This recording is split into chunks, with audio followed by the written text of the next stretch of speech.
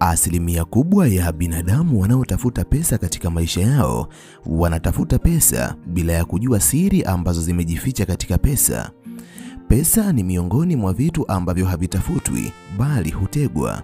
Ili uweze kupata pesa na kumiliki pesa nyingi katika maisha yako, ni lazima uijue mitego ambayo unaweza kuitumia kuzitega pesa.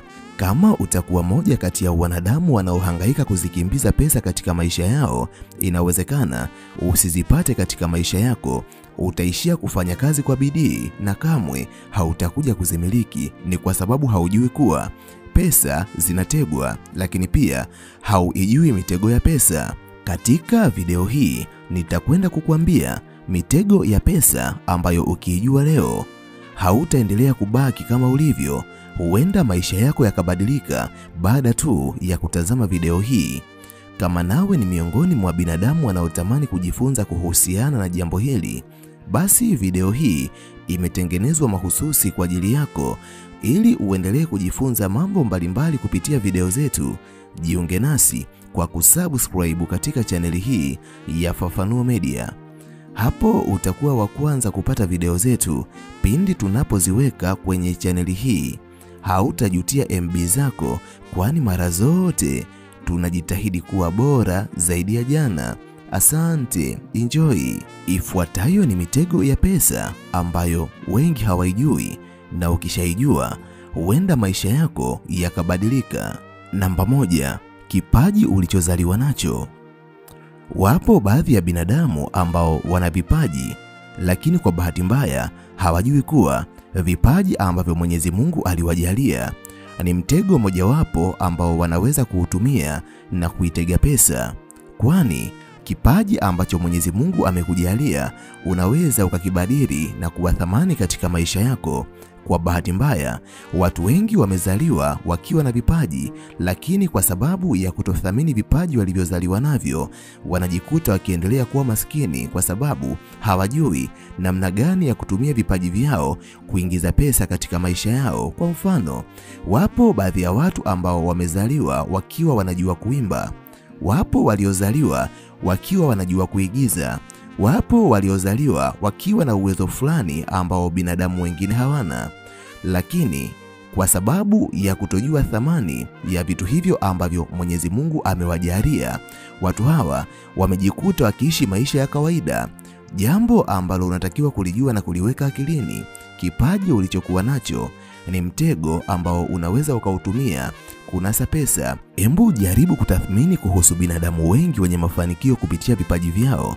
Hapa ukimfikiria Michael Jackson, ukimfikiria Chris Brown, ukifikiria akina Diamond Platinum, Alikiba, wakina Harmonize, wakina marehemu Kanumba na wengine wengi, ni watu ambao walitambua namna gani wanavyoweza kubadili vipaji vyao vikawa fedha. Haijalishi wewe ni nani, upo mkoa gani, ama upo katika kijiji cha mbali kwa kiwango gani, bado ikiwa una kipaji, ujue Mwenyezi Mungu ameshakujalia mtego mojawapo ambao unaweza ukautumia kunasa pesa na ukajikuta unakuwa mwanadamu mwenye pesa nyingi kuliko unavyofikiria. Namba 2, mitandao ya kijamii. Watu wengi wamekuwa wakitumia mitandao ya kijamii katika namna isiyowanufaisha, lakini moja kati ya mambo ambayo natamani uyajue na kuyafanyia kazi kuanzia leo, wapo baadhi ya binadamu ambao walijua siri hii na wakaitumia mitandao ya kijamii katika namna ya kuwanufaisha. Ipo mitandao mbalimbali ya kijamii ambayo unaweza ukaigeuza na kuwa mtego wa pesa, ukaweza kuingiza kipato kikubwa katika maisha yako. Kwa mfano, mtandao wa YouTube ni miongoni mwa mitandao ambayo imekuwa ikiwalipa mamilioni ya watumiaji kila iitwapo leo. Unachotakiwa kufanya ni kuwa na wazo, kisha kufungua akaunti ya YouTube, alafu ukaanza kutengeneza videos mbalimbali ambazo utakuwa unazipakia katika mtandao huo.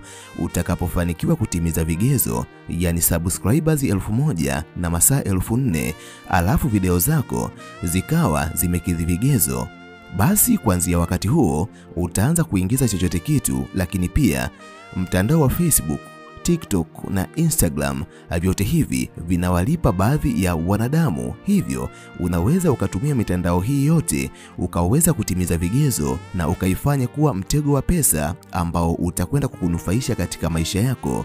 Namba 3, ardhi. Ardhi ni miongoni mwa vitu ambavyo vimekuwa vikiwanufaisha mamilioni ya wanadamu kila iitwapo leo. Ardhi ni mtego wa pesa. Ardhi unaweza ukaitumia kwa kulima shamba ama kulima bustani na ukaweza kupanda chochote ambacho unatamani kukizalisha. Aidha unaweza ukapanda miche ambayo utaiuza kwa watu, kwani katika ulimwengu wa leo asilimia kubwa ya binadamu wanaojenga makazi yao wanatamani kupanda miche ya matunda au miche ya vivuli. Lakini pia unaweza ukaitumia ardhi kulima bustani, ukaweza kupanda mboga mboga.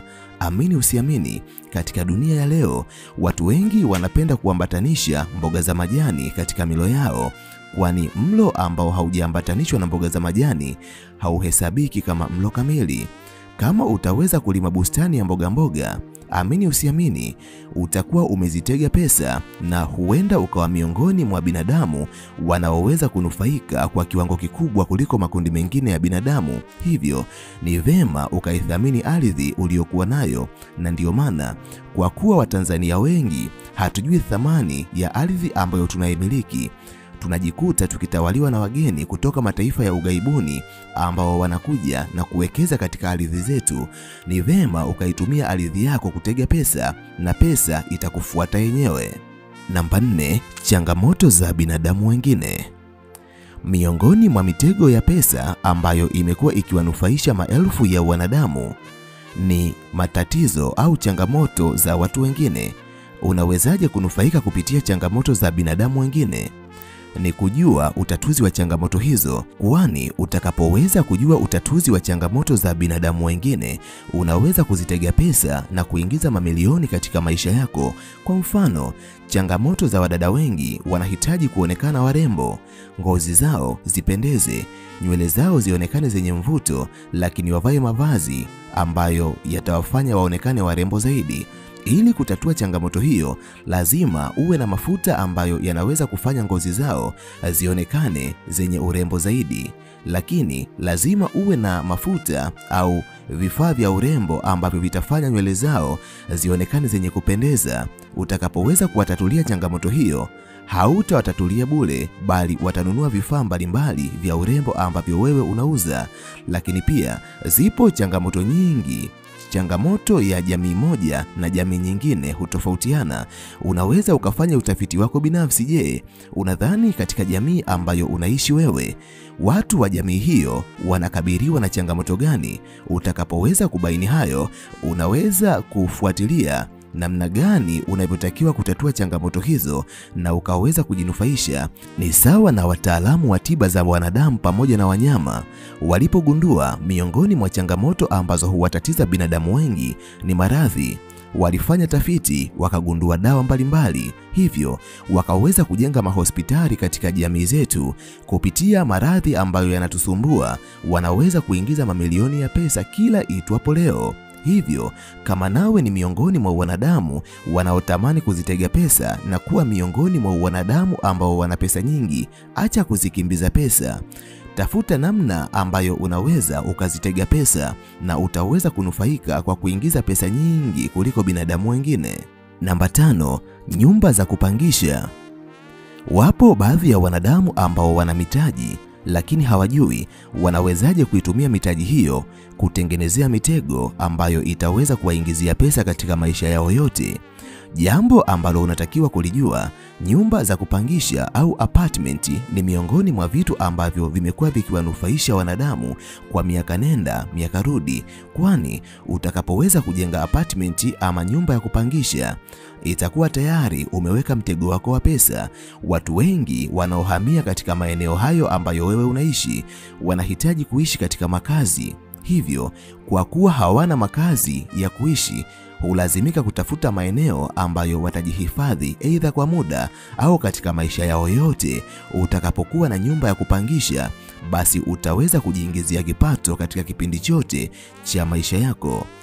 Ipo mitego ya aina nyingi, lakini kwa sababu ya usalama wa MB zako, mimi naomba niishie hapa. Tukutane tena katika video ijayo. Nimalize kwa kusema nawapenda sana, sana, zaidi ya sana. Asante, bye, niwatakie wakati mwema.